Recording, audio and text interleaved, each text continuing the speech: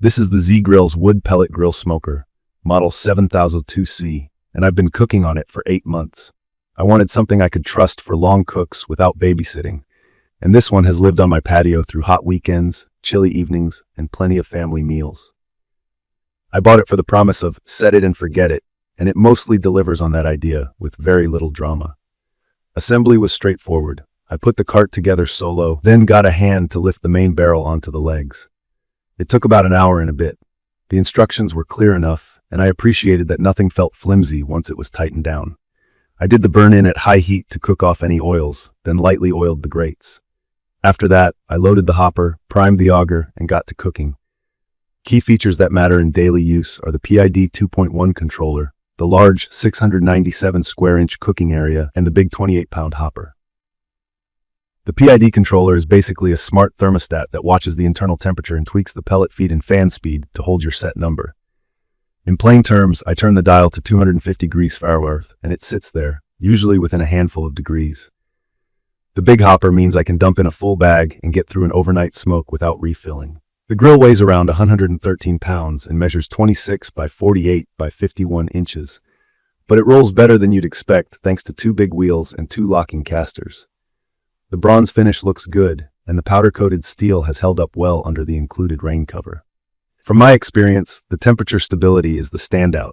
On a breezy 45-degree evening, I ran pork shoulder at 250 degrees Fahrenheit for about 10 hours, and the controller kept it steady with minor swings. Preheat is quick. It reaches 250 degrees Fahrenheit in around a dozen minutes. The LCD is bright enough outside, and the dial is simple. The 2 meat probes are accurate and super handy for ribs, poultry, or a brisket flat.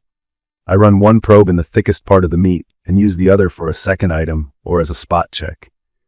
Not having to open the lid repeatedly keeps the heat and moisture where it belongs. The smoke profile is lighter than a stick burner or a leaky old offset. In my opinion, that's the trade-off for clean, stable burns. Food comes out juicy and evenly cooked, but if you want bold smoke, you'll probably want a pellet smoke tube. I use one on long cooks, packed with hickory or mesquite pellets, and it gives me the deeper aroma and bark I like on ribs and pork butt. On quick cooks like wings or salmon, the grill's own smoke is enough for my taste. Cooking results have been very consistent. Ribs set a nice mahogany color and stay tender without falling apart. Pork shoulder pulls easily and stays moist. Whole chickens at 375-400 degrees Fahrenheit get crispy skin and juicy meat. Burgers are great. Steaks are good, but this isn't a direct flame sear machine. It tops out around the 450-500 degree Fahrenheit range, so for a hard sear, I drop a cast iron skillet or a set of sear grates over the heat diffuser and let them preheat. That extra step gets me the crust I want without switching to another grill. The day-to-day convenience features help more than I expected. The hopper's view window makes it easy to see if I'm low on pellets. The hopper cleanout chute lets me swap flavors fast, which I do when moving from a strong wood to something lighter for poultry. The grease management system is simple and works. I line the drip tray with foil before a cook and toss it after. Every few cooks I pull the grates and baffle and shop vac the ash from the fire pot and barrel. It takes a few minutes and keeps ignition snappy. Pellets absolutely need to stay dry. When I used a bag that sat open in the garage, I had a minor pellet bridge and the temp sagged. I stirred the hopper and it recovered, but now I store pellets in sealed containers and haven't had that issue again. Ergonomics are mostly good, with a couple quirks. The side shelf is useful but small. I added magnetic hooks to the side for tongs and a brush, and I wish the grill had tool hooks built in. There's no lower cabinet, so I keep my pellets in a bin nearby. The lid feels solid and seals well. One tip, I zip-tied the power cord along the leg so it can't droop near the barrel. That just keeps things tidy and safe. Durability has been fine for me so far. 8 months in, the controller is stable, the auger runs smooth, and both probes still read correctly against my handheld thermometer. The powder coat still looks fresh under the cover. I've read mixed stories about long-term reliability and customer support from other owners, so I'll keep an eye on it as I pass the 1-year mark. For now, mine has been reliable.